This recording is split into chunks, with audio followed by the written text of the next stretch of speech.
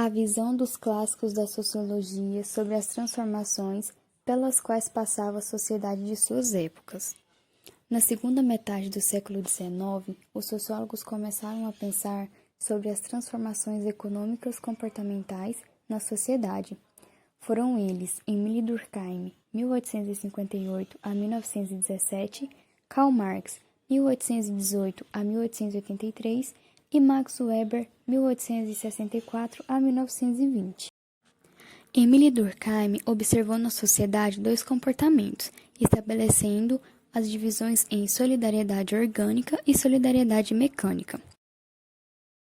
Para Weber, o agir dos indivíduos são realizados de acordo com seus motivos racionais e emocionais.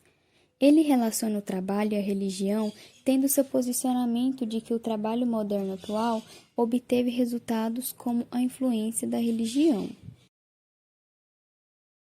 Conforme Karl Marx, o sistema econômico interfere na área cultural, social, de modo que transformam a sociedade. Para Marx, as classes sociais sempre estiveram em luta, que termina com a transformação da sociedade. Ele observou duas situações no trabalho nas fábricas, a alienação e a mais-valia. Por fim, Marx comprovou que os empresários possuíam duas formas de aumentar o capital. A primeira era aumentar a jornada de trabalho e a segunda promover a velocidade. O trabalho, o capitalismo e a atualidade segundo Bauman. Segundo Bauman, para que fosse possível exercer o trabalho humano, era necessário que o corpo estivesse junto e para supervisionar e canalizar os esforços desses corpos, era necessário administrar e vigiar esses corpos, o que significa que, para controlar o processo do trabalho, era necessário controlar fisicamente os trabalhadores, colocando capital e trabalho face a face. Essa característica da modernidade sólida fazia a relação de longo prazo e de mútua dependência entre trabalhador e empregador. Esse aspecto se apresenta de uma nova maneira na sociedade atual.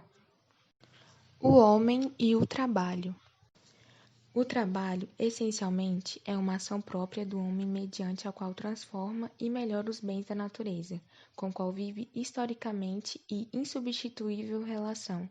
Nesse sentido, pode-se afirmar que o homem trabalhou sempre e que não existirá momento na Terra em que não será necessário trabalhar. O primeiro fundamento do valor do trabalho é o próprio homem, seu sujeito. O trabalho está em função do homem e não o homem está em função do trabalho. Consequentemente, o fundamento para determinar o valor do trabalho não é o tipo de trabalho que se realiza, e sim o fato de que quem o executa é uma pessoa. As fontes de dignidade do trabalho devem buscar-se principalmente não em dimensão objetiva, e sim na sua dimensão subjetiva.